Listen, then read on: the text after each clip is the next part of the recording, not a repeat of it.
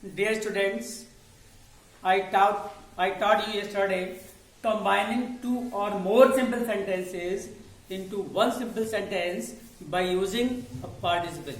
अर्थात पार्टिसिपल के प्रयोग से दो या दो से अधिक सिंपल सेंटेंसेस को एक सिंपल सेंटेंस में कंबाइन करने के रूल्स मैंने आपको कल पढ़ाए थे। आज आप लोग उसी चैप्टर के अर्थात पार्टिसिपल के प्रयोग से सिंपल सेंटेंसेस बनाने के एग्जाम्पल्स समझिए। First example, turn to the right you will see the clock tower. दो सेंटेंस हैं, दाईं ओर मुड़िए, टर्न टू द राइट, दाईं ओर मुड़िए, you will see the clock tower, तुम्हें चर्च की मीनार दिखाई पड़ेगी। अब दो सेंटेंसेज हैं, अब आप समझिए। दाईं ओर मुड़ने में और क्लॉक टावर दिखाई देने में क्या समय का गैप हो सकता है? नहीं हो सकता भाई, जैसे ही मुड़ेंगे वैसे ही दिखाई पड़ेगा। तो जब दो कार्यों के बीच में समय का गैप नहीं होता है तब प्रेजेंट पार्टिसिपल का प्रयोग किया जाता है, जैसा कि कल मैंने आपको पढ़ाया था। तो टर्न क्रिया की फर्स्ट फॉर्म है, ऑलरेडी मैं आईएनजी जोड़ दी। Turning to the right you will see the clock tower, turning to the right you will see the clock tower, दाईं ओर मुड़ने पर तुम्हें क्लॉक टावर दिखाई पड़ेगा। नेक्स्ट, राहुल सा द डेंजर, राहुल ने खतरे को देखा। ही टर्न्ड बिहाइंड, वह पीछे मुड़ा।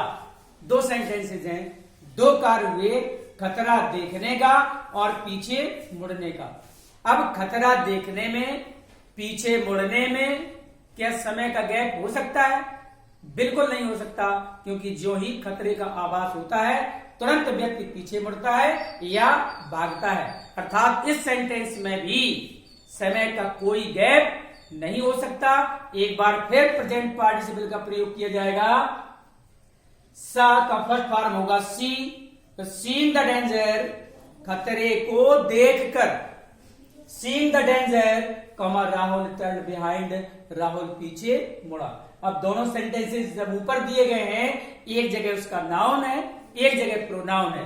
तो जब दोनों सेंटेंसेस को हम कंबाइन करेंगे तो जरूरी यह है कि नाउन आ जाए, प्रोनाउन आए या ना आए। नाउन का आना जरूरी है, इसलिए ही छूट गया, राहुल का प्रयोग किया गया नाउन के रूप में। ठीक है, seeing the danger, Rahul turned behind, खतरे को देखकर राहुल पीछे मुड़ा।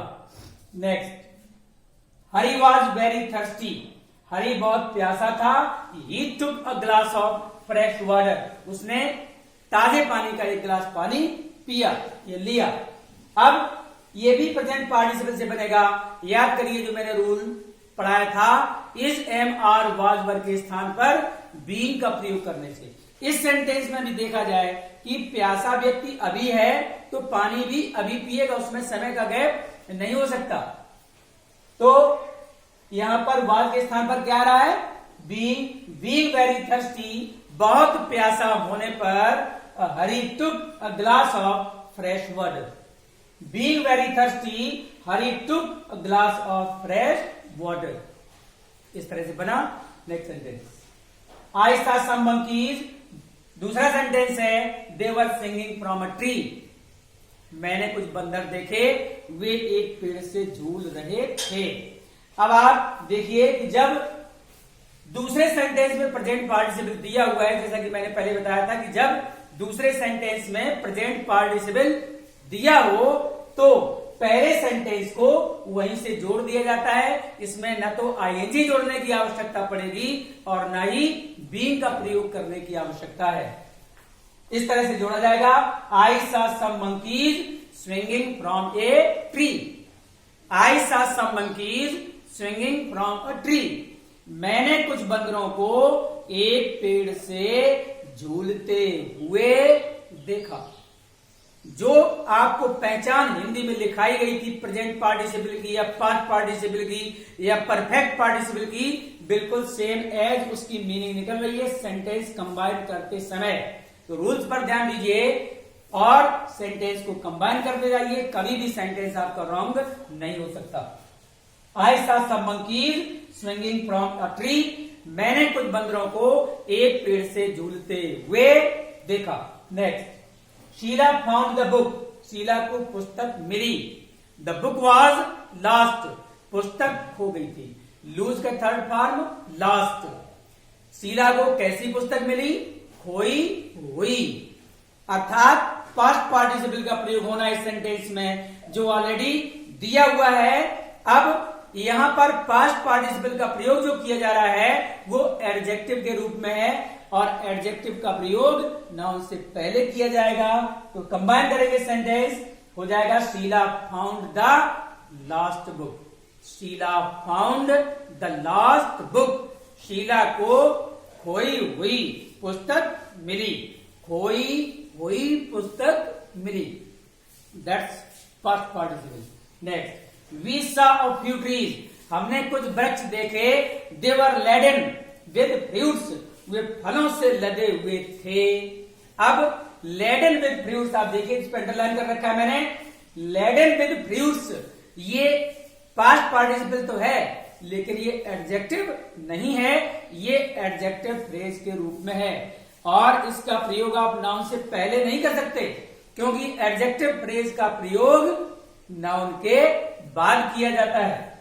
इस सेंटेंस को जब कंबाइन करेंगे तो इस तरह से कंबाइन होगा, we saw a few trees laden with fruits. We saw a few trees laden with fruits, हमने फलों से लदे हुए कुछ वृक्ष देखे। Next, the boy finished his work, लड़के ने अपना काम पूरा किया। He went out to play, वह खेलने बाहर चला गया। अब आप देखिए, लड़के ने अपना कार्य पूरा किया, पहला कार्य, वह बाहर खेलने चला गया, दूसरा कार्य। अपना कार्य पूरा करने में और बाहर जाकर खेलने में यकीनन समय का गैप हो सकता है।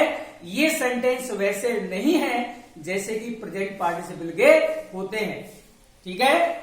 तो जब समय का गैप होता है, मैंने आपको क्लियरली बताया था कि जब दो कार्यों के बीच में समय का गैप हो तो परफेक्ट पार्टिसिपल का प्रयोग किया जाता है।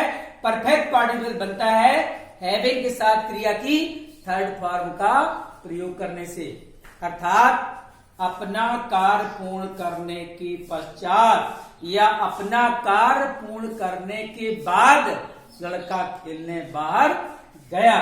Having finished his work, last sentence, having finished his work, comma, the boy went out to play. Having finished his work, the boy went out to play. अपना कार्य पूर्ण करने के बाद या पूर्ण करने के पश्चात लड़का बाहर खेलने गया। These are the examples of combining simple sentences into one simple sentence by using a participle। तीनों प्रकार के पार्टिसिपल के एग्जाम्पल्स मैंने आपको समझा दिए हैं, प्रेजेंट पार्टिसिपल, पास्ट पार्टिसिपल और परफेक्ट पार्टिसिपल के भी मिलते हैं नेक्स्ट डे अगले चैप्टर के साथ by using an infinitive। That's all. Goodbye.